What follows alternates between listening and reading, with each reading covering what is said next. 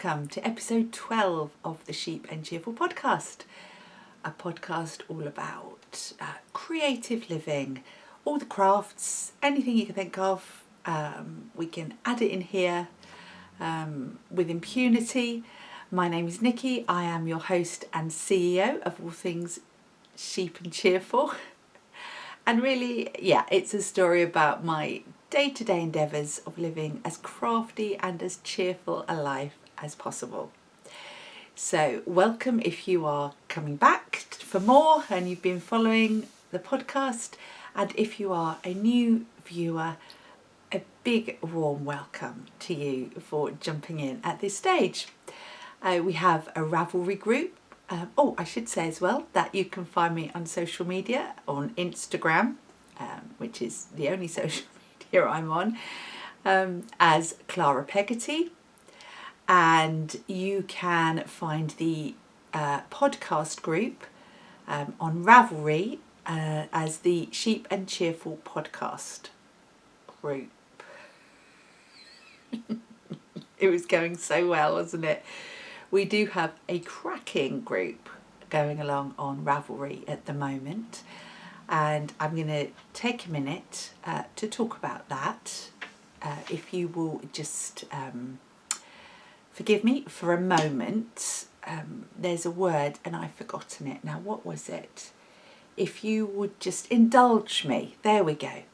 Now, I've had a message. I had a lovely message from a lady, Ginny. Hey Ginny, if you're watching. She did it on the comments last week actually, and she mentioned about the fact that some people are now having problems with the new user interface on Ravelry. I had been aware that there was some issues for people with visual disturbances and problems related to that. It's not something I know much about because nobody within my kind of life circle, if you like, suffers from such things. So I can't pretend to know the details of what happens, but with my medical background, I'm obviously aware that there can be issues with colours of the screen and with moving things and things like that. And she pointed out that people who have that issue now are going to be unable to join in the podcast group, which is obviously on Ravelry. Now, I thought long and hard about this and about the options, but the thing that I wanted to say was, and please forgive me if you know this and is something I'm missing, but you don't have to have the new user interface on Ravelry. I don't. I have what they call the Ravelry Classic screen, as do a few of my friends. We just didn't like the new user interface, so we switched back to the Classic screen, which is the one that it was. Now, I'm hoping that anyone who wants to join in our podcast chat can use that, can do that. If you go to your profile on Ravelry, on the profile settings, it gives you the option to go back to the old screen. And I read some of the Ravelry notes, and they have said that they will give, I believe, 6 months notice before they are going to phase out that screen. So for the time being, at least, you can still join in. I hope that is a solution. I hope there's not something that I've completely missed. And as I say, I do apologise if there is.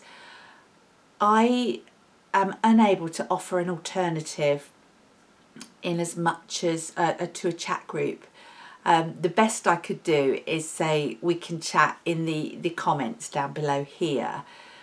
If you really can't use Ravelry, then you can, and you want to join in, for example, with the Scrappy Blanket Challenge, Scrappy Blanket Adventures, or with the ivefinishedmum Make Along, or any of the others that we're going to do, you can email me a picture, if you would like, of your project at the stage that it's at. So with the blanket, it has to be, as we know, less than half finished.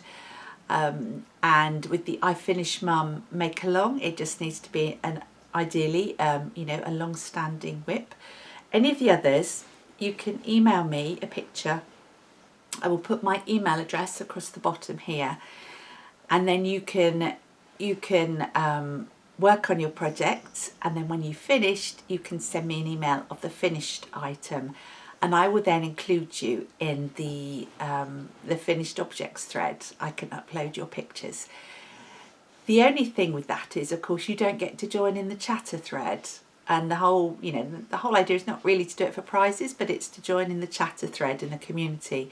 So it's not, it's not ideal, but if you really, really want to join in, then of course you can do it that way. But as I say, just check out your Ravelry profile settings and just switch back. I'm not fond of the new user interface, really just from an aesthetic point of view, but I don't have any medical issues around it. So yeah, I can't really, I can sympathise, but I can't truly empathise because I don't have those issues. Anyway, that's a bit of a sidetrack, but I did want to say that before I forgot because I thought it was quite important.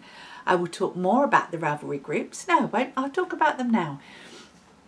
No, I won't. What will I do? No, because I need to. Yeah, no, right. Okay. So,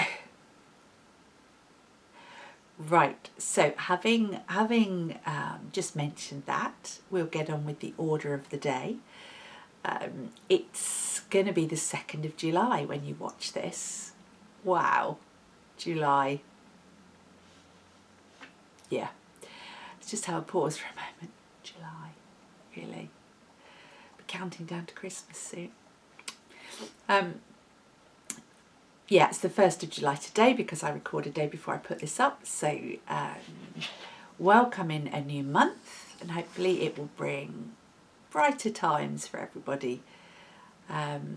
What have we been doing this week? Let's think. With regard to our movie marathons, we did no movie marathon this week. We didn't hit up Batman just yet, but what I did do is I had Gary sit down and watch Hello Dolly with me. Oh, there's Henry going for a walk. Hello Dolly is one of my favourite Hollywood musicals. I was brought up on the Hollywood musicals and I absolutely love them. Hello Dolly is one of my most favourite, and I suddenly had the urge to rewatch it. So I stapled Gary to his chair on Sunday night and we watched that with Barbara Streisand, Walter Matthau, Michael Crawford. Oh my goodness, it was just wonderful. What a feel-good film that was. So that was great. And then I discovered that Jonah, our son of 25 years, had never seen A Few Good Men.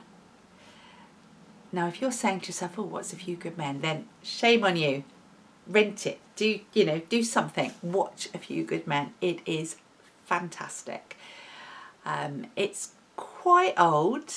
It's 1992, 93. I think we picked it up on Amazon Prime because we no longer had a DVD of it, and it came up as 93, but I think it was 92, late 92, because it's the same year Gary and I were married. There you go. And it was one of our all-time favourite films. Stellar cast, all of whom look about 12 years old. You've got Jack Nicholson. Now, he doesn't look 12. He still looks as Jack Nicholson as ever. You've got Tom Cruise. You've got Demi Moore. You've got Kevin Pollak, Kevin Bacon. What's his name? Kiefer Sutherland. There's a very young Noah Wiley in it. JT Walsh. All those, if you're a film buff, wow, what a collection of actors. And the movie is based on a play by Aaron Sorkin. So if there's any West Wing fans out there, fans out there, you probably know about it already. But Aaron Sorkin wrote the play for theatre, and then it was changed to a movie. And oh my goodness, it was brilliant. So I'd said to Jonah, you have to sit and watch A Few Good Men. It's one of those films that Gary and I are forever quoting. We're forever quoting on it. If you follow me on Instagram, you will have seen last weekend I posted a picture of Henry in the evening looking out into the garden, and it said, because he sits by the wall and he says, no one's going to hurt you, not on my watch. And that was a bit of a twisted quote from A Few Good Men. So Jonah, begrudgingly, really didn't want to watch it, but we got him sat down last night, again stapled into the chair, and he loved it. He really enjoyed it, and we had lots of discussions about court procedures and blah blah blah blah. Anyway, it was cracking, so I really recommend that if you haven't watched it. And I don't think it looks dated, to be honest. I really don't think it looks dated. You know, some films from the 80s and the 90s look dated, but that one, no, I don't think so. I think that's a good one. So, yes, the Nikki Winterton / Barry Norman film review of this week is A Few Good Men. Head out to your local movie store and rent the video. Oh my goodness, rent the video. Those days are gone, aren't they? Wow. Anyway, that's the blurb. So they're the films we're watching, and the good part about that is that when we sit down and watch the films, I work on my Scrappy blankets. So I will be sharing progress of my Scrappy crochet blanket a little later on. I had some lovely happy mail this week. I've made a few cheeky purchases. I've got so much to talk to you about, a whole variety of things to show you, so I best get on with it, hadn't I, and stop all the waffle. Right, let's do it. Right, so the first thing I'm going to talk about is the Curious Handmade Mystery Knit-along. So I'm going to put a big warning up here. Spoiler, spoiler, spoiler. So if you don't want to see, I'm going to be showing you the first clue 1 that was released last Thursday. I've been working hard and I finished clue 1 and I'm going to show it to you, so please look away if you don't want to see the clue all knit up. And I will show it and then I will talk about it, so I will let you know when I take it off the screen. Okay, so if you don't want to see the this is what the Curious Handmade in Stillness, I keep calling it in Stillness, well, Stillness Mystery Shawl. Look away now. I wasn't going to show this, I was going to leave it until the end, but to be honest, I've been working so much on this and on my Scrappy blanket, I don't have an awful lot else knitting wise to share with you. And I thought, I've been flipping working hard this week on knitting, so you know, I don't want you to think that I've been slacking. So I am in fact going to show you. Right, first of all, let's show you my project card, which I had great joy in making. So there you go. I don't want to put it too close. There you go. So, and they're the yarns. There you go. You can see those. I showed you those last week, didn't I? So we've got Lay Family yarn. This is actually one of Kelly's. Oh, you can't. There you go. It's better. One of Kelly's Christmas colourways from last year. I think it's Mrs. Claus's Cheeky Prosecco. That one. You've got, this didn't have a name. This was a sock yarn from Eula, who is the dyer behind Hey Mama Wolf. And this was the pink sparkly that my friend Janine, that's it. Still haven't got used to this. My friend Janine dyed up for me.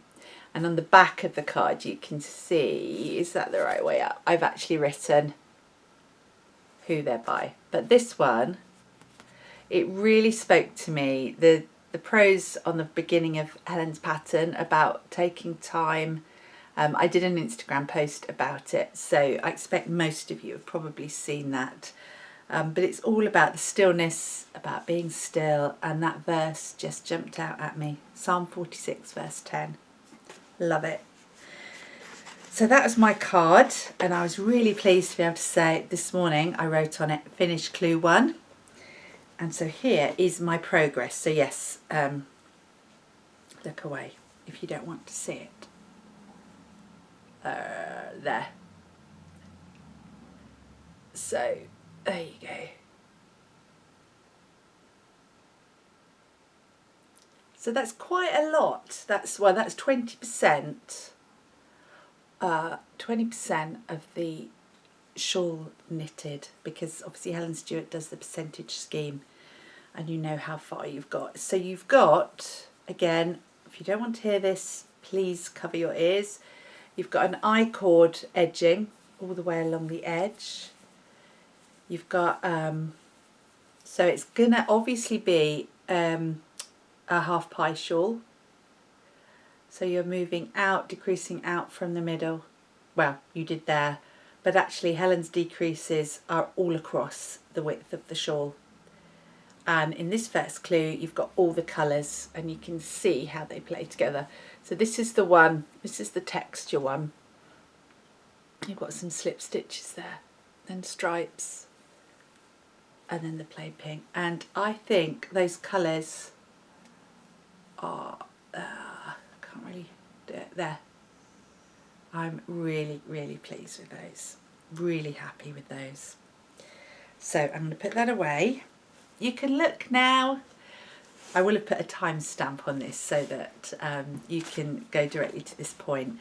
But it's obviously, you know, a well-written pattern, of course.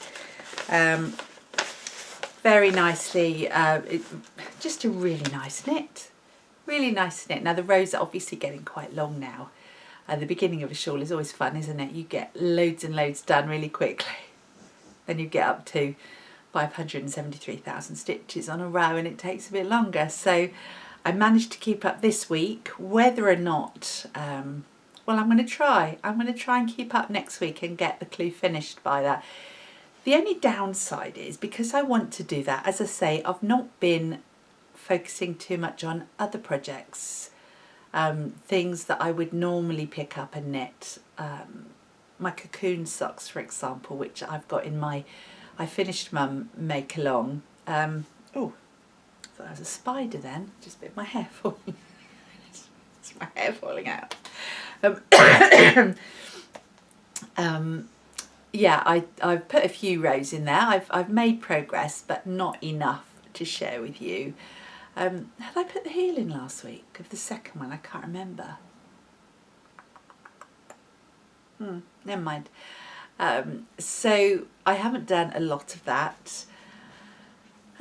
So I'm a little bit sad that I haven't done any more of my yellow cardigan that I showed you, my cotton cardigan last week, again because I've been focusing on the shawl. So, but you know, bits and starts, isn't it? Comes and goes. I have got some, obviously a whole variety of crafts going on this week that I'm going to share with you. Actually, and this would be a good time to talk to you about weaving. So I have started making a new blanket, a new alchemy blanket this week. Again, if you follow me on Instagram, you would have seen some of my stories that I've started making. I don't make these terribly often now, but they are blankets. They are single bed size, throw size, so they're about 6 foot by 4 foot roughly. That's kind of the measurement you're looking at. And I use my big loom. I use my big Ashford rigid head loom, which is 4 foot wide. So actually the blankets are just under 4 foot because you get a little bit of shrinkage and draw in there. So I thought, and that's the reason I'm actually in a different place to podcast this week. Hence you can see my co-presenter here. Couldn't resist that. Because the desk that I would normally be sitting at now is cranked up high and it has my big loom on it and it's all ready to go. So I have recorded a little clip. What I thought was best to do, because a few people were interested in the process, I brought down a blanket, one I made earlier. That was the one I made last Christmas.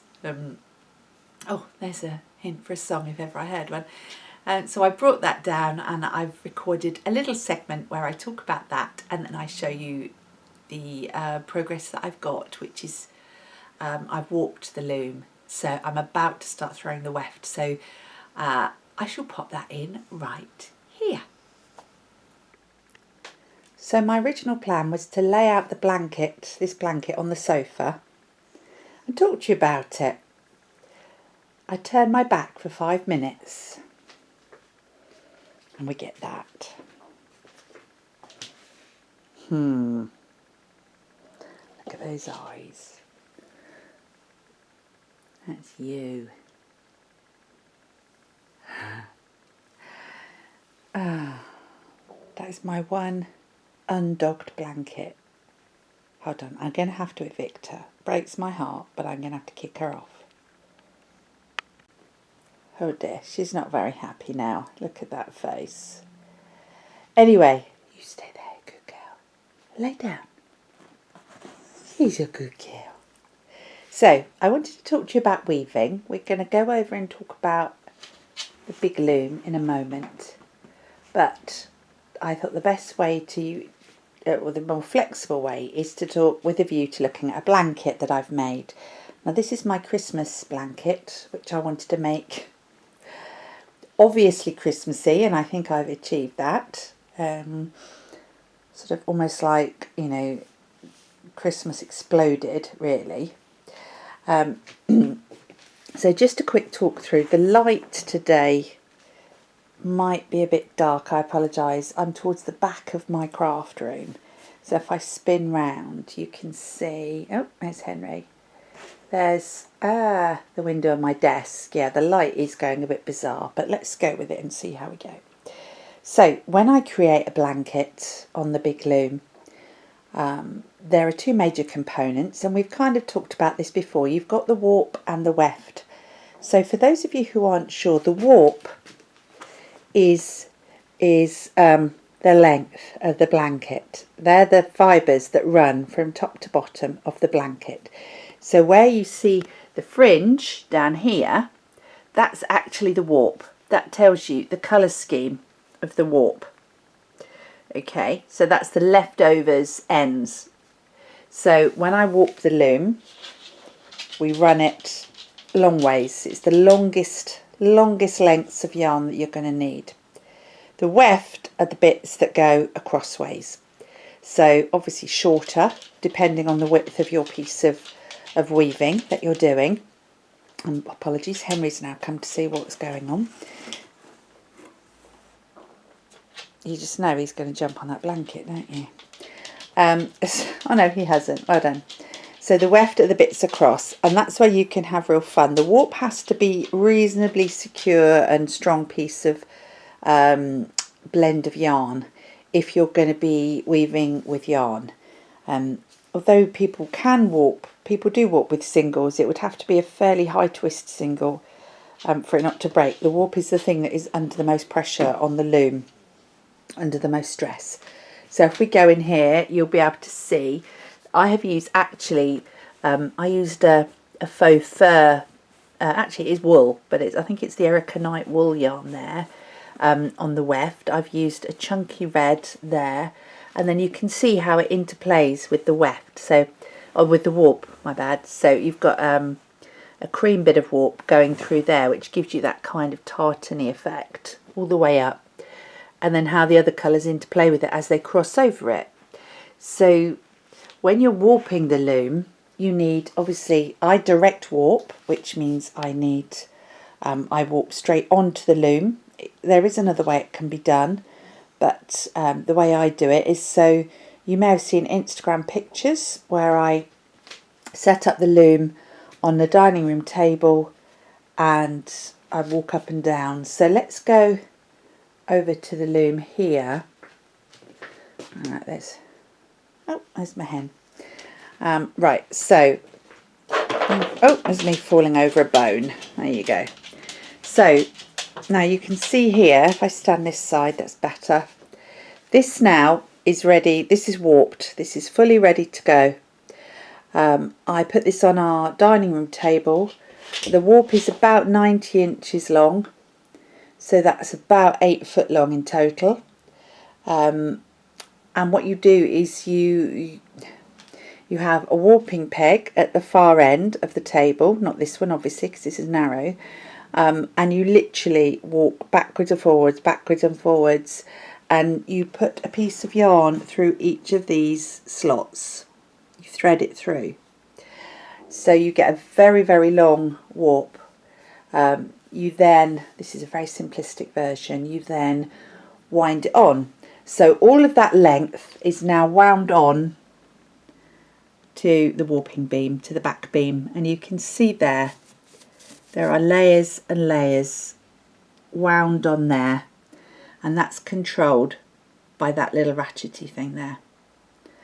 And as you complete more of the weft here, you then wind it on to the cloth beam, which is this one controlled by this ratchet, and that then winds the fabric, the cloth you've made, onto there and pulls more of the warp and leaves you with that ready to go.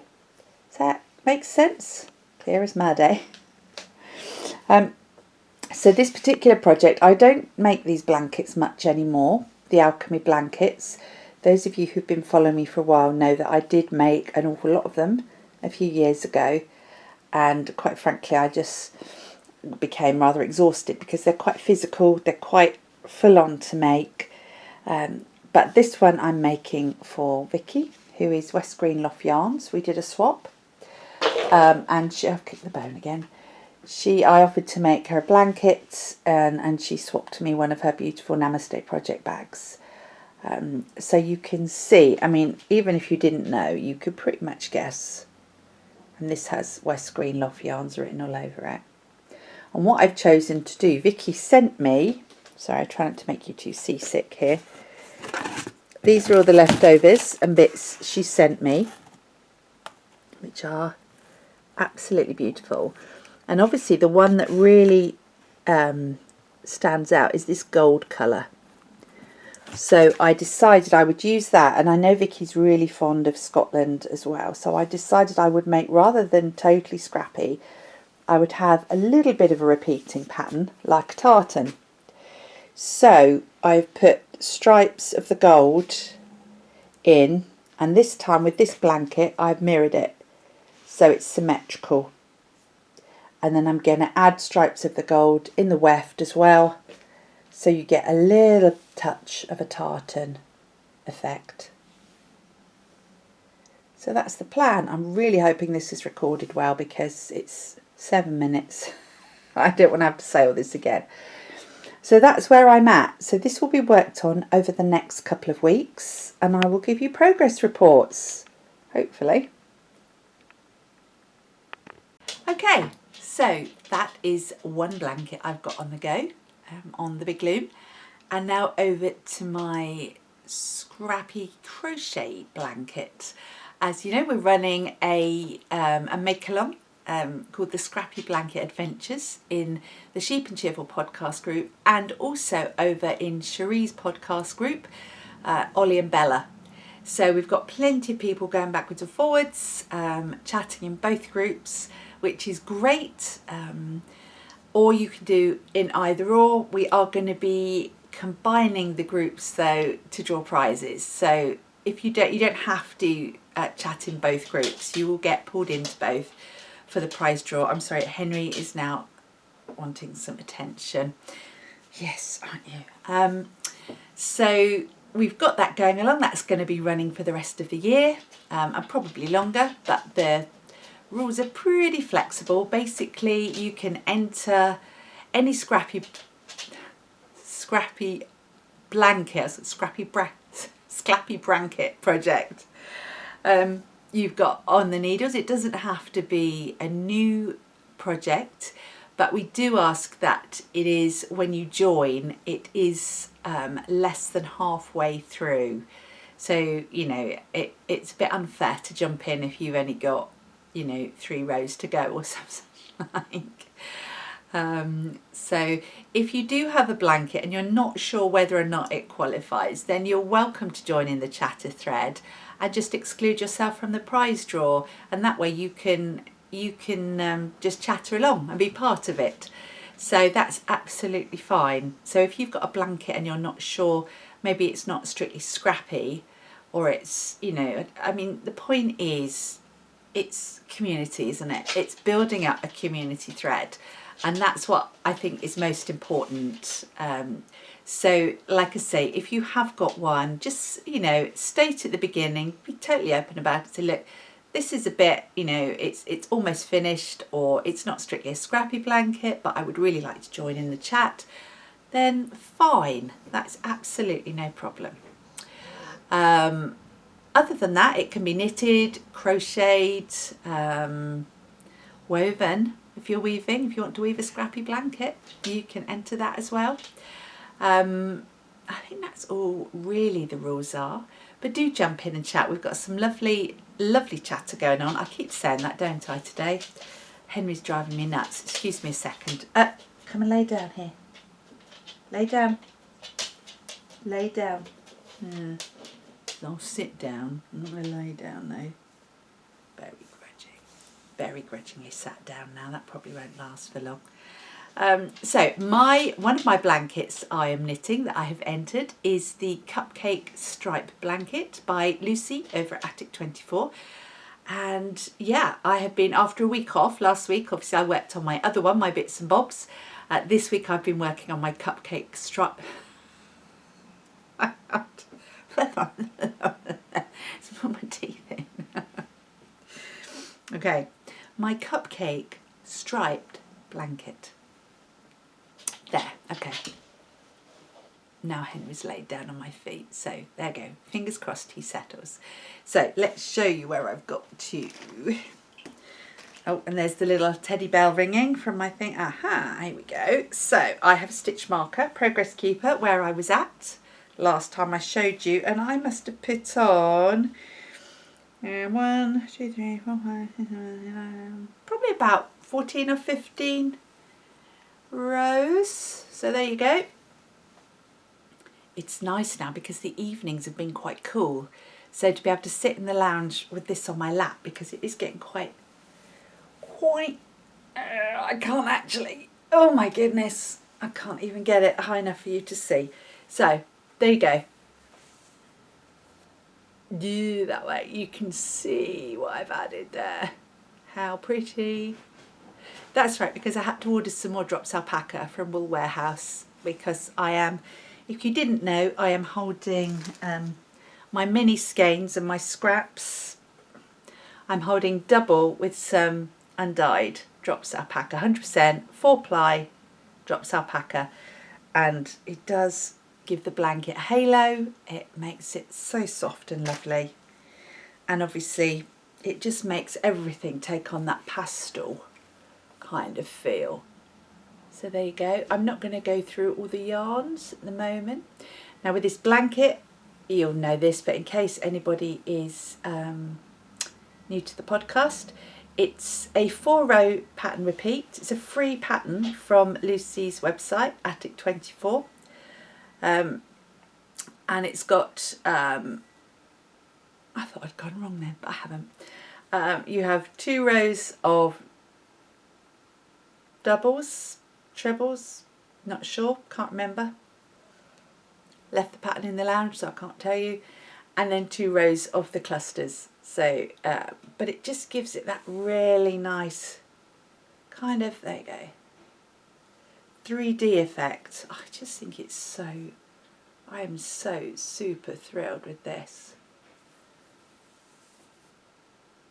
And I think I cast on, did I say 272 stitches? So again, single bed width. So yeah, really pleased with that. That is coming along nicely. And while we're talking about that, look at my secret diary. Look how furry. I got a bit carried away here. I think I made these a little bit too long. But it's turning into a real hairy monster. So, excuse me, should have put my hand over my mouth then, my apologies. Yeah, so what have we got? Oh, I did get to one of the little quotes in my diary. These are every few pages. So that's my Aristotle quote. We are what we repeatedly do. So I'm a blanket. It's really sad when you find your own jokes so funny, isn't it? Oh, Henry's sneezing. He's sneezing. So I know for sure that I put in, yeah, that's not, these are the colours that I've put in this week. So I've tagged them all onto the pages. Oh, look at that. Watch Midsummer Merges. Midsummer Merges. Could be a new one. I know that that's, nope, can't think. That one was Bird Street UK, Mr. B, because that's the Claret Liberty colourway. Now Honey's going to be noisy. These ones were from Stash, so I did those while I was watching Hello Dolly. Oh, and I did some EPP that day as well, apparently. And then these ones were Last Night's, which are a bit more subtle. That's a Suburban Stitcher and an Elderflower Stitches colourway there. So, yeah, A Few Good Men, that was. I don't always watch films and crochet like that, but I just find it's a really nice project to do. Really? Oh, she's...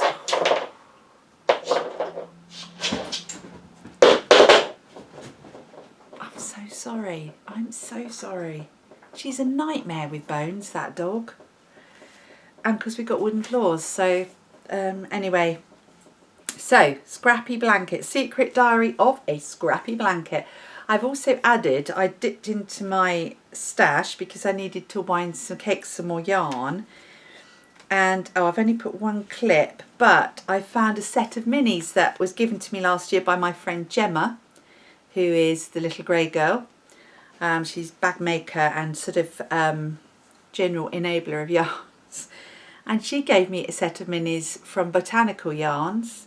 They were the mixed berry mini set. And so I've wound up one of them. So I've done in my Scrappy Stash section, I've only added one at the moment because I haven't caked the others up. And I know she was a Fiberiste when she bought them for me, so I've written that in my notes. And then I've, put the card there. And then that's just in the Scrappy section, Scrappy Stash section of the diary. So, yeah, I'm loving that. I'm loving that. I do think I need to maybe make them a bit shorter. I could trim them, of course. It's a good idea, isn't it? I must stop pulling that face. It's most unattractive. So if you're interested, I sold out the first lot that I put up in my shop of these, and I've got some pre-orders open. So I'm keeping that open until sort of middle of next week, and then I'll be probably closing that listing for the time being. And then I'll put up another listing after that, depending on demand. So, but hopefully these are starting to fly around the world now and people are starting to use them. I've had some really nice feedback and things. So, yeah. And I've got one of these for this blanket. I've also got one for my Bits and Bobs blanket because I'm using distinctly different colour schemes of yarn. So it's really useful to keep them both separate. Right, that's the Scrappy Blanket. What else have I got to talk about? I've done that. So there are my whips, and I have no finished objects, obviously, but just loads of stuff in progress. I tell you what, I do have a kind of a finished object. Right, totally different now. A few years ago, I made an upholstered notice board. And I absolutely loved it. I love the fabric I chose. Really, really enjoyed making it. And it was up for a while in our old house. And then when we moved, we didn't have anywhere to put it. So it got kind of stacked against the wall. And I decided last week that I wanted to get it out and kind of zhuzh it up a bit. But all the elastic had gone all bagging. It totally lost its integrity of all the elastic. It was amazing. If I can, I'll put a picture in here. I took a photograph, and I'm not very good at putting photos into this video, but Jonah's home. I can call him and ask him. So you'll see that the elastic had gone totally baggy. So I spent some time, I pulled out all the upholstery pins that I put in, readjusted all the elastic. I reused the same elastic, I just had to re-stretch it and cut off the excess. And sort of zhuzhed it all up and put the notice board up under the stairs, and I'm so pleased with it, and I took a little video. So here's another one that I prepared earlier. Right, I just wanted to do a little quick insert here about the notice board that I made. It's a little bit dark because it's hanging, as you can see, under the stairs. That's our little seat. Oh, here's my hand woven cushions, apart from that one. But this is a notice board that I made a long time ago, and all the elastic had degraded and was all baggy, so I got it out of the room upstairs, and I just sort of reconditioned it. If I'm going too close it might get a bit dark, so forgive me. So all these were really loose and baggy. If I can get it up, I'll put a picture up of what it was like before. So I took out all the upholstery pins, re-stretched the elastic, and now it's up there, and I absolutely love it. I love that fabric. I mean, Gary hates it. He hates anything, you know, soft furnishing wise, and that counts as soft furnishing. But I think that is really pretty. So it's right, there's, now excuse the mess, but so there's the front door, and that's the notice board. And at the moment I've just put some of my favourite art stuff, plus my favourite of all time. This reminds me of Jonah. Is it going to focus? Come on, focus. Has anybody else had little boys who do that? And look. That does make me smile. And I will be putting some other, this one as well came from Amy, Taylor S Studio. I don't know if you can read that. It's an Einstein quote. So I'm going to be putting various other inspirational quotes here. And then while we're here, this is a standard lamp. It's a cheap old light. Oh, the light is really bad. I'm not going to put it on because it'll glare. But this cover I found a lady years ago, well, probably 7 or 8 years ago, and this is vintage bark cloth, and it's amazing. Can you see the weave on it? I love bark cloth. It's such a pretty thing. So she covered the lampshade for me and made that, which is so pretty. So I think that looks really lovely. Really tickled about that. Right, back to the podcast. Okay, back now. Oh, goodness. I started recording this quite late in the morning, so I had to stop and go and have some lunch, sort out the troops. And now I've come back and set up, and I did watch what I'd filmed, and I realised that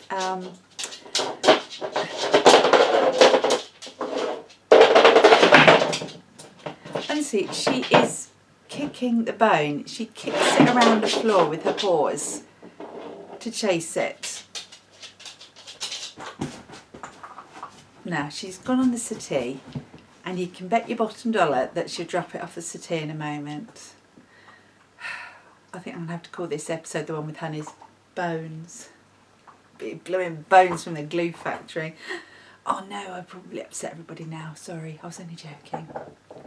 Oh, now I'm totally thrown. What was it? Yes, I realised the light, this part was coming out dark. It's not so bad now, I don't think. So I do apologise for the poor lighting this week. As I said before, I've got where I normally sit, and it works quite nicely. I've got the big beast, the big loom is on the table, so I can't use that. And I think trying to podcast anywhere else in the house would just be asking for trouble.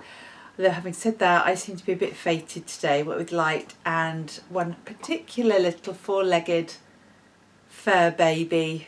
While I'm at it, news on Gilbert. He is, oh my goodness, he's so cute. He's so adorable. And he is really getting more and more confident now, and a little bit cheeky. But he comes out onto both, onto Hannah. He's happy with Hannah, but he comes out onto my hands now. He's climbed up onto my shoulder. He jumps over us, uses us as stepping stones to get places. He is just a little adorable chinchilla. So there may be more clips from him in the near future. Right, next thing to chat to you about, Tour de Fleece. The Tour de Fleece. Now, as you know, if you've been watching, I seem to have said that a lot this week as well. I spin. I wouldn't say I'm a spinner with a capital S like I'm a knitter with a capital K, but I do enjoy to spin. I go through phases when I spin a lot, and I have shared my spinning with you in the past. And if you remember, I was working on some Polworth, and I'd kind of hit a bit of a slump with that. And then I realised, actually, I was out with Gary sometime, and we were talking. We follow the Tour de France when it's on, and the Giro d'Italia and the Vuelta a España. They're the three we mostly follow. And of course this year, certainly the Tour de France isn't happening. I think they're talking about having it virtually. So if you know anything about cycling and sports, you can now, there's a kind of a cyber community. You can hook your bike up to a thing called Zwift, and you can cycle with a, well, anyway, it's recorded and logged, and they're talking about doing the Tour de France on that. Anyway, that's 2 minutes of your life you'll never get back, isn't it? It then made me realise that it must be coming up to Tour de Fleece time. Now, for those of you who don't know, the Tour de Fleece is a spinning challenge, I suppose, run every year. It's run through Ravelry, and basically spinners join teams. You can form a team, and it really does go into great detail with the teams and with the beginners, the intermediate, the advanced, and it's all about a personal challenge to do to spin every day that the riders would normally ride on the Tour de France. So they typically, I think they have about they might ride for 8 days and then have a rest day, and then they might ride for 6 days. It depends on the course and the mountains and the various things that they cycle. But they get about 3 rest days, I think, during the course of the 3 weeks that they ride. And so you could have a rest day from spinning.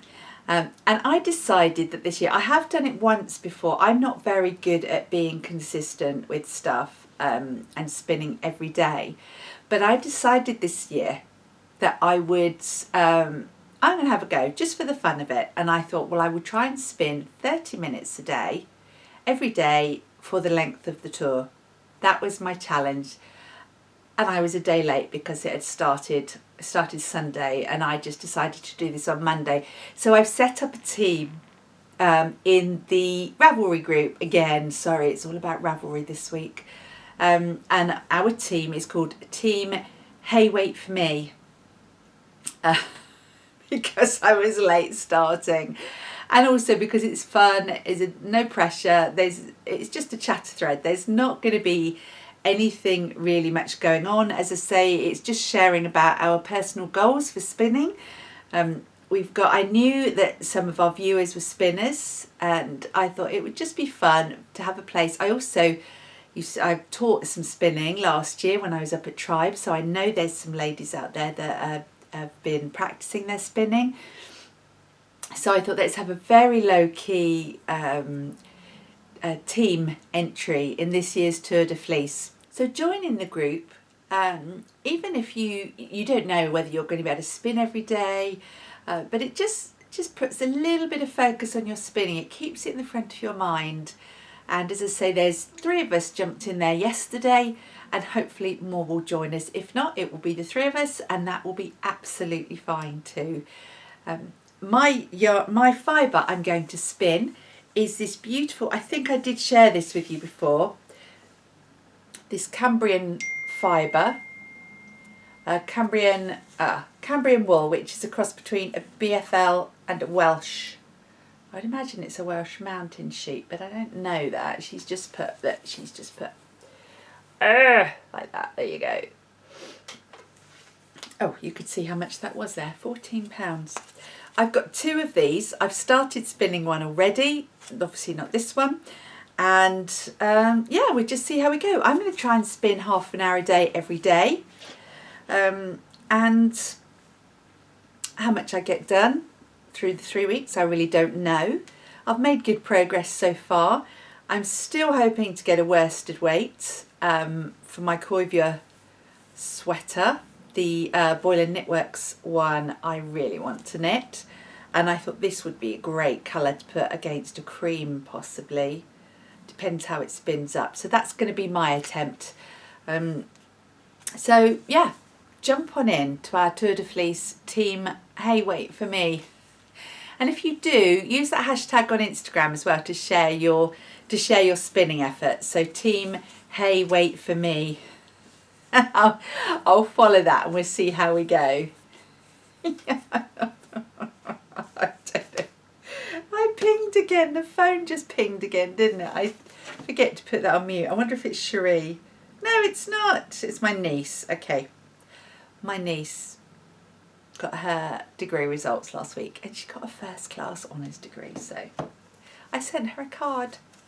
She probably fell over because I'm rubbish at sending cards for birthdays or Christmas or anything like that. I have every good intention and I don't know, I just don't manage it somehow. So yesterday I was determined. I'm going to put this down now. I was determined, so I posted the card because she only lives across town, but I'm not going to get over there. So there you are. That was her ringing or texting to say thank you. Didn't need to know that either, did you? This episode is going from bad to worse, isn't it? Right, I'm gonna refer to my podcast notes now. Tour de Fleece done. Oh, we have a really important thing to do next. It's time. It is time to ring the bell.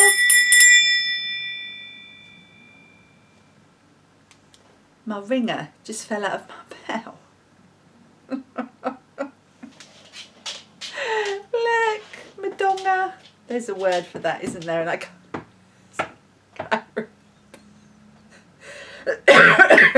The word farcical comes to mind. Right. Get in there. It's only hooked. Do me a favour. There. There we go. We have got a make-along running in the Ravelry group called I've Finished Mum, or as we like to go, I've finished Mum. And there is, oh, fantastic. The first person who gets the mention in the finished object thread is Paula, who is in the UK. She's Rick Rack, I think, on Ravelry, and she put in a fantastic photo of her wearing her jumper with her hand up like this to say, I've finished Mum. So Paula, you get the bell. Well done. I should say now, these are for the people who have put objects in the finished object thread. So we've got a chatter thread that is about picking up an old whip, or really old whips in some cases. No, Henry, off, get off. So professional. No, go and settle down. Oh, he's looking at me with such big eyes. Yes, we have a chatter thread where people are saying the things they're going to try and finish. It's running to the end of August. And when you've finished an item, stick it in the finished objects thread and you get the finished bell. Okay, so I've said Paula. Who else we got this week? Gillian is over in Cyprus. Very nice too, very warm. Gillian, you get the I Finished Mum bell. You finished the little Christmas ornaments. They were so cute. And yes, I said the word Christmas. And then finally in the finished objects thread, we've got the bell for Frances. Well done, Frances. She's over in Canada. And she has finished the most beautiful stripy pullover in lovely soft sort of dusky colours. And yeah, she put a picture of her wearing that in the finished object thread. So well done, all three of you. Don't forget, as I say, the thread is open now. It needs to be an ongoing whip. Oh, the sun's just gone in. That made a big difference.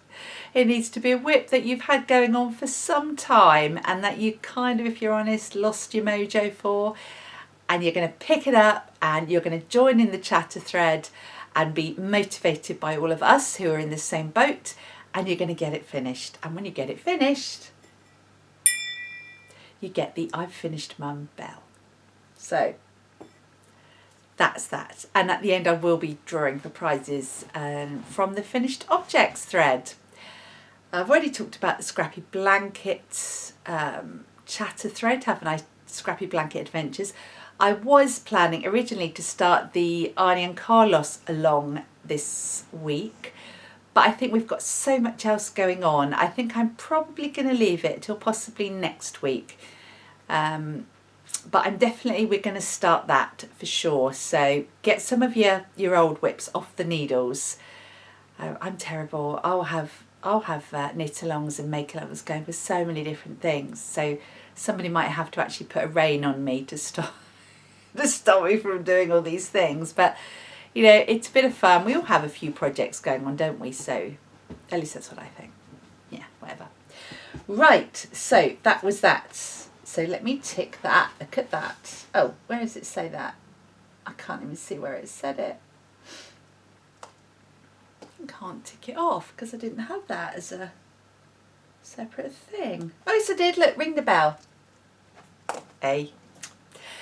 Okay, right. Let's talk about some happy mail that I got this week. I have been, well, as you know, I'm very much into the Scrappy blankets at the moment.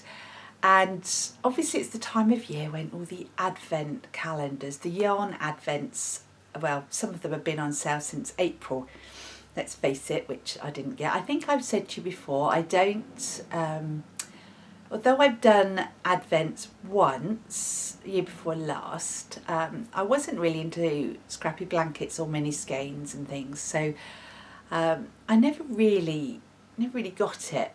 But this year I am super excited about it. But I have probably missed the boat on most of the advents, and I also thought that I would do my own. So I am doing a swap with a friend. I'm going to do that anyway. And we've got the mini swaps going on in the Ravelry group as well, so that's fine. But what I thought I'd do is I would buy myself some really pretty mini skeins that would match in either my crochet blanket or my bits and bobs blanket. I've got myself some of the little paper sweet shop bags that I use to send off my record cards, the project cards in. And I thought I would make myself an advent yarny advent calendar.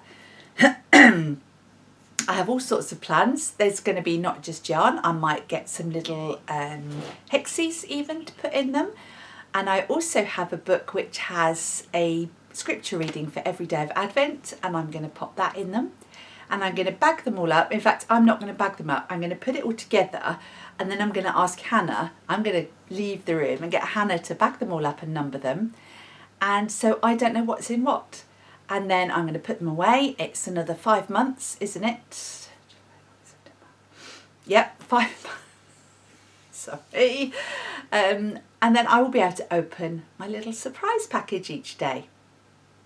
Plus I get the hit of buying some minis now, which is really good, and I'm justified then, aren't I? It's all about justification. So, the minis I had bought this week. I really wanted to buy some minis from my friend Debbie, who is down Sheepy Lane. She's had an update on Saturday, and her minis, she had a whole selection of them. She had brights and pastels and various other ones, and I snagged a pack of her brights because I was thinking for my bits and bobs blanket these would be perfect, and this is what I got. Look at those, they are so pretty. And that's it, that's her. Oops, go that way, down Sheepy Lane. And yeah, these are 4-ply, 75/25 merino nylon, and there's 5 skeins, you can see them there. And they're all variegated and speckled and whatever you would call that. I think they are really, really lovely. I also had, if you remember, the pack of minis from Helen. Last week I showed you the Winnie the Pooh ones. So that's 10 minis already I've got. then, oh, I did buy another skein from Debbie. I'll show you that in a moment. And then, oh, she sent me some, hang on, she sent me some extras because she's my friend and she's lovely.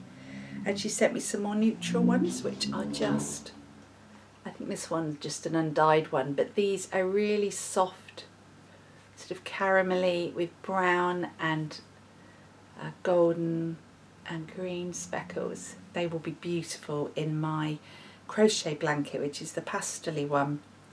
I might keep those out and not put those in my advents. And then Siobhan Crafts had an update, which I didn't know about, but Cherie very kindly enabled me. She sent the link and said, don't let me buy anything. So I went on and bought something. So again, I went for brights because I know I've got quite a lot of pastel colours for my crochet blanket. Plus it's not far off being finished. So put your sunglasses on. I bought the Unicorn Minis from Siobhan Crafts. Look at those. Oh, go a bit that way. Wow. Just wow. They are bold. So if you remember, they're going to be held double anyway with probably a navy or a grey. So that will tone them down a bit and they will really then pop. This one, look at that. Oh, look at that one. They are wicked. So there's Siobhan's tag. And I'll put a link to her shop down below. But they are just amazing. And there's 10. They're 10 gram. No, there's not. I'm lying. 2, 4, 6, 8. I'm not lying. I'm truthing. There's 10 there. 10 gram minis. So I'm virtually up to, what with these, Debbie's and Helen's, I'm nearly up to my 24, aren't I? I bought a whole skein from Siobhan as well, because I think this is going to knit up with micro stripes for socks. And I was going to make this my big skein to open Christmas Day, but I've got another one for that instead. This is called Confetti Rainbow, and it's actually a Polworth nylon blend. Look at that. So you've got the rainbowy bit there, and then you've got the confetti, oh sorry, there. So I think this is going to, this will have the effect of micro stripes when it's dyed heavily at one end and not so much the other. I think if you knit socks anyway, that comes up as micro stripes. So I thought that would be really good fun. And I haven't ever really knitted with a really bright neon colour. So I bought that, and it's Polworth, which is really refreshing to see a different breed, different type of wool, which is great. So again, Siobhan Crafts there. And then the other yarn I bought from Debbie, I've had my eye on for ages, and this is going to be, I think this is going to be my Christmas Day yarn. I love this. She does a series of colourways based on tea, and this one is chamomile. There, can you see? It's got the most tiny, beautiful, bright yellow speckles and green.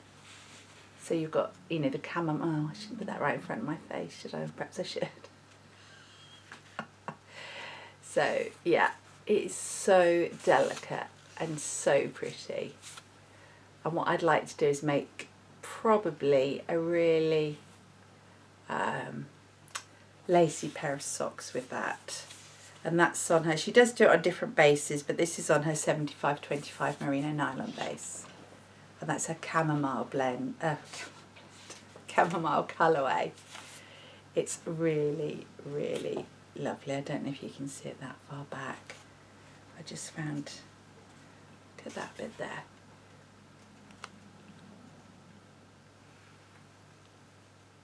It's so delicate and so pretty. So I think that's going to be my Christmas Day opener. so I can put it away and forget about it now. And trust me, I'll forget about it. So that was my yarn. I was a bit extravagant, wasn't I, this week? But then I could have just done a one-hit, ordered an advent calendar, and that would have been much more expensive. Not that they aren't fabulous. I love the advents. They really are lovely. Another purchase. So the very last thing I'm going to show you that I purchased, which I am absolutely in love with, is from, it's a new bag made by my friend Angie, who is Anya Lulu on Instagram, but she has now officially set up her bag making shop called the Urban Stitcher, and she's starting to make project bags or totes or any kind of those sort of bags that you could use. That whole last sentence didn't make sense, did it? Any kind of bags that you could use. What else are you going to do with them? Anyway, moving on. She put a picture of this one up, and straight away I knew that this was one I wanted. So I ordered it and I bought it. Look at that. Look at that, beautiful. It's not bark cloth, it's more canvasy, but, or heavy cotton, but it's got that sort of similar texture. But look at this fabric. I just adore it. And what's even better is look at the lining. It's little yellow gingham daisies. Oh. So the bag itself is a tote, she calls it. It's got 2 handles, and it's got a pocket there, pocket that side, and it has 3 pockets along there as well. Not really making a very good job, but it is a bucket bag. So it is, if I put this yarn in here, you'll be able to see it stands up.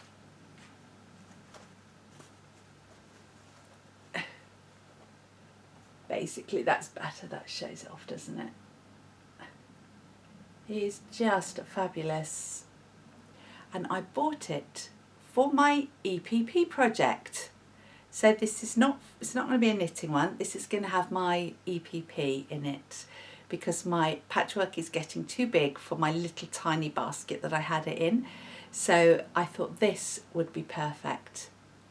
And I can even, at the moment, I've got the little pouch I bought from Rachel, handmade by Rachel, that has my hexes and squares that I've been given as presents. That has that in there, and that can sit in here as well until I start using those proper. So I really, really love this. There is a funny story behind this. I don't know whether I should. I went on the update to buy it, and I clicked all through, and I was just about to hit, you know, the pay now button, and the price came up as £3,000.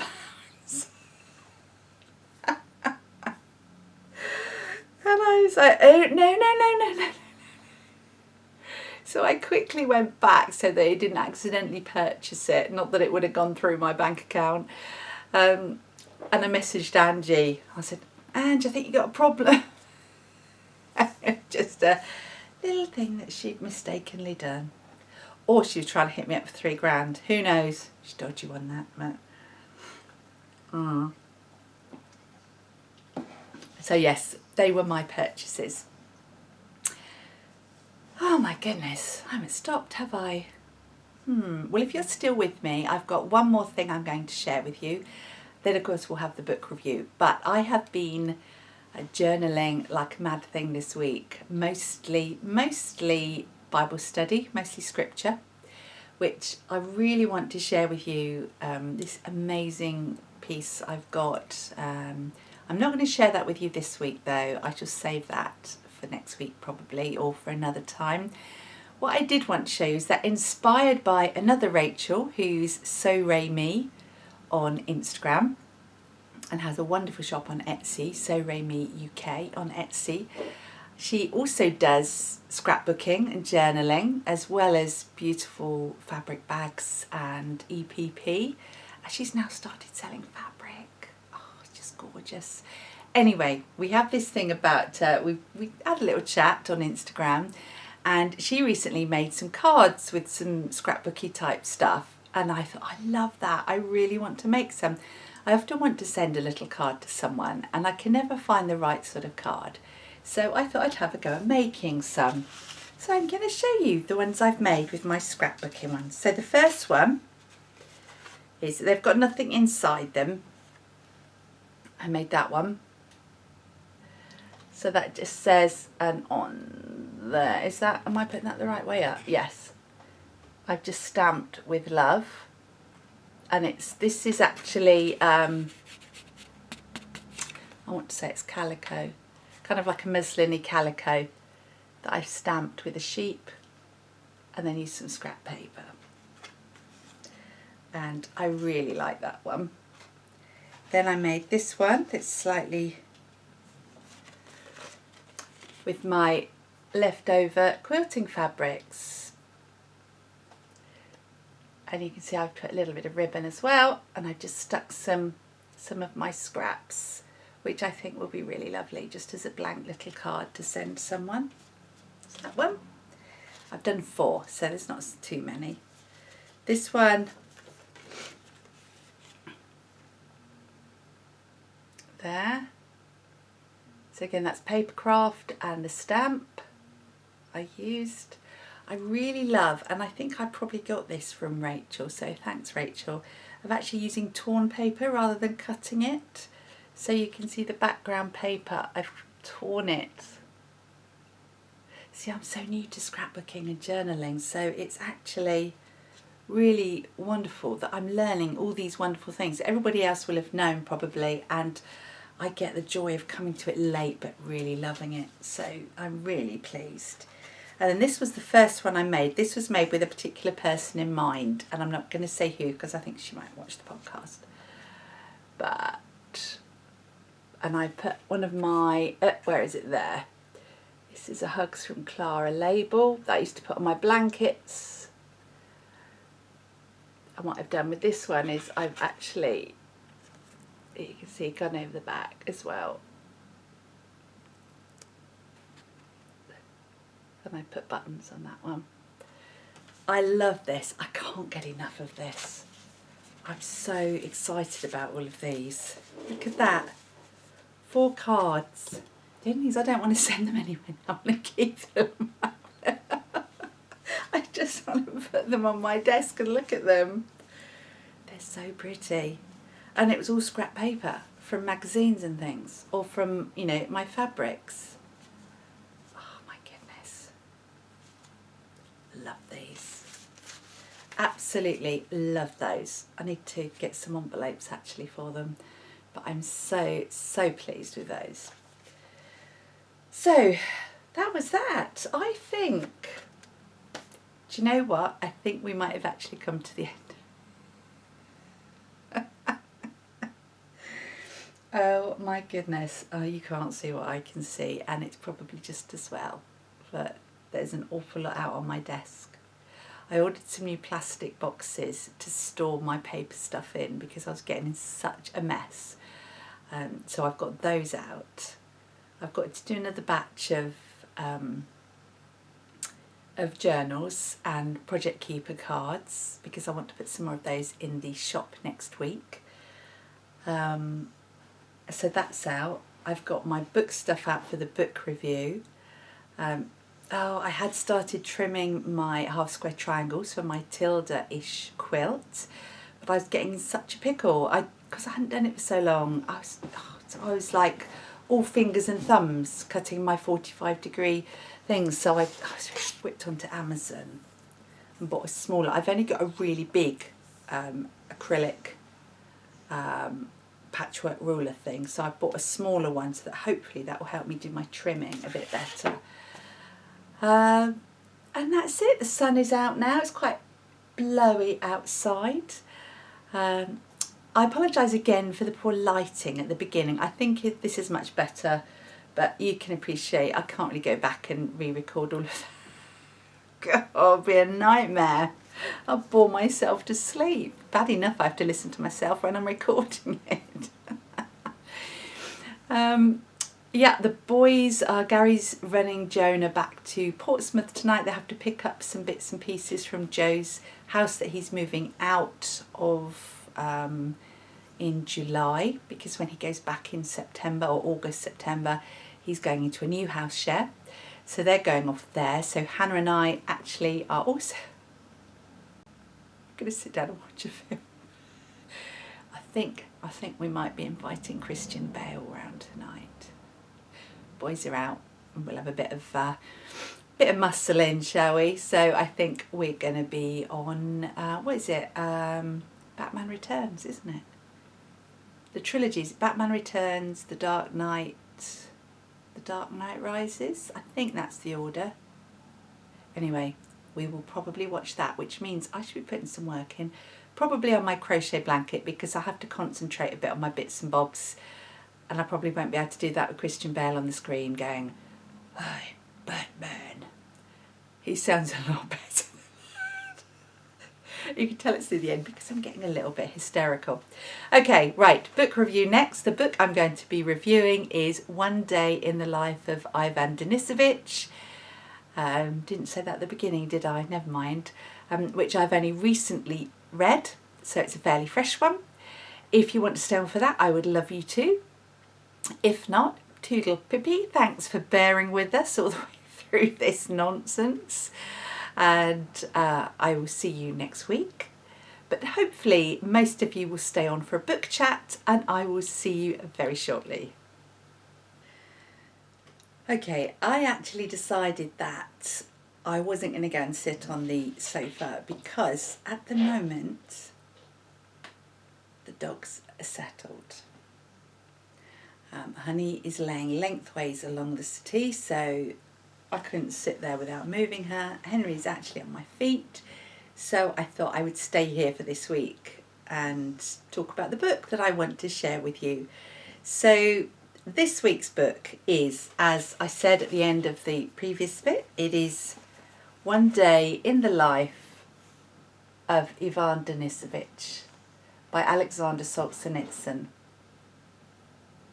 This version I'm reading is a translation from the Russian. It's a Penguin Modern Classic.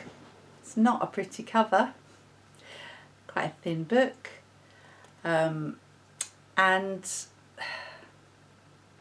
yeah, I'm going to talk to you about this and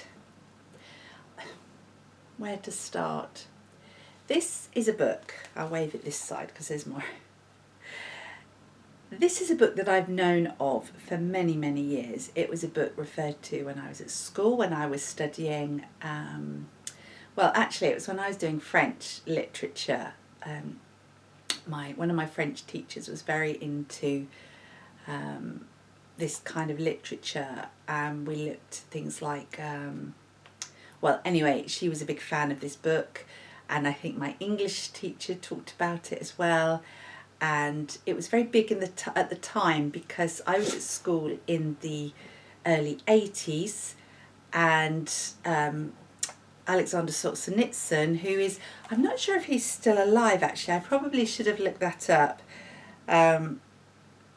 He had been in exile. He was expelled from Russia for the things he wrote, and he was only allowed back in 1994. So it was still sort of newsworthy in the 80s that he was exiled from his homeland because of some of the stories that he wrote and some of the things that he did. So yeah, this was very much of the era, of my era of growing up when I was at school. So a little bit about the author then, and I will refer to the notes at the beginning because obviously this has a bearing on the story here. Solzhenitsyn, born in 1918, I would imagine he has died now then, because that would make him more than 100, wouldn't it? And he was, yeah, basically, he was arrested. He lived through a very troubled time in the former Soviet Union, and at one stage he was arrested and sent to the labour camps in Siberia. My bad, in the Arctic, and Beria, not Siberia. And the camp that he describes in this book was in the region of Karaganda in northern Kazakhstan. So this is, although it's not written in the first person, it is based on Solzhenitsyn's own experiences in the labour camps in the Soviet Union. And that's what got him into trouble. I think they didn't want, during that time, it was the height of the communist regime in the Soviet Union, and they didn't want stories like this getting out to the West, basically. And there are only, a few authors that managed to get such sort of work published. So, that said, this is not a grim book. This really isn't. I keep going over this side. It's really not a grim book. I read it kind of under duress in a way, because I thought this is going to be a book Gary will like. It's about a prison camp. Actually, it's a labour camp, but pretty much the same thing in terms of day to day, I guess. I thought I'm not going to really enjoy it, but I should read it. I ought to read it.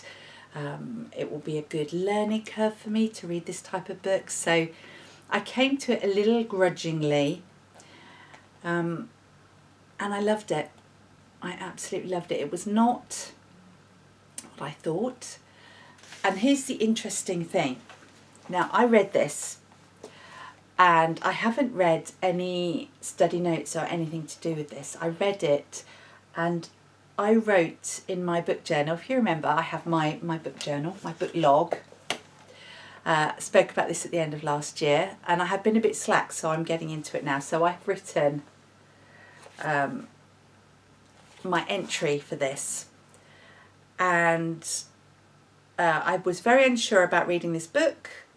Oh, first edition, it was published in 1961, incidentally. But I felt it was a must. I'm so glad I did. It wasn't the horrid, raw story of man's inhumanity to man that I had expected. Rather a more, and in inverted commas, dignified and compelling story of the ability of man to adapt to and be settled in the circumstances in which he's forced to live. Now, I gave it 5 stars.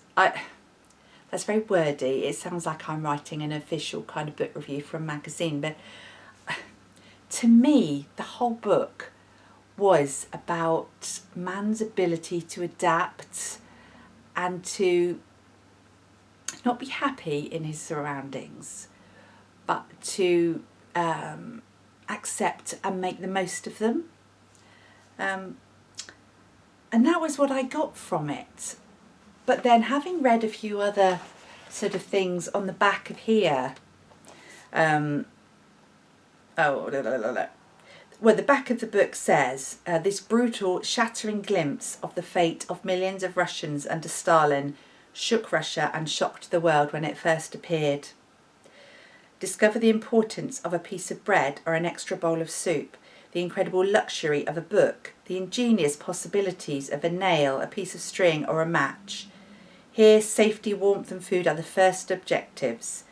Reading this book, you enter a world of incarceration, brutality, hard manual labour and freezing cold, and participate in the struggle of men to survive both in the terrible rigours of nature and the inhumanity of the system that defines their conditions of life. And I feel really bad. I think I saw too much positive. I really do. I saw the hope. The hope of the human condition, the hope of human nature in it, the hope that people can adapt. And yes, there was, it's horrific. These are people who are locked up for half the time no reason. They didn't know why they were sent to the camps. They had to accept it. They didn't see their families. It was 20 years plus. I think Ivan Denisovich was in for 8 years, as was Solzhenitsyn. But there are people in there who were locked away for 20 years. they were cold, they were starved. And actually, if I look at it like that, it genuinely was truly appalling that this was going on. But I didn't look at it like that. I looked at it on an individual character basis. Excuse me, I thought I was going to sneeze then. And on the descriptions of the minutiae of life and of the observations that Ivan, who actually, he's not called Ivan Shukov, he's known as in here for some reason. I guess it's a diminutive of some sort, but it's not, I'm sorry, I can't articulate this very well. It's grim, but it is about man's ability to overcome. It's about man's ability to get through these kind of things. It's about, there is the tragedy that they had to know how to play the system. I'm sorry, that was a bone again, she's moved. The tiny things, the things they had to do, the walking in the cold, the way they worked out whether they were going to be sent to one of the work areas or another of the work areas. And actually, talking about it now, I do see that. I see that it was about man's inhumanity to man in many ways. But maybe it's because I naturally have rose-coloured glasses, maybe. I naturally try to see the good. Yeah, I don't know. It's a weird one.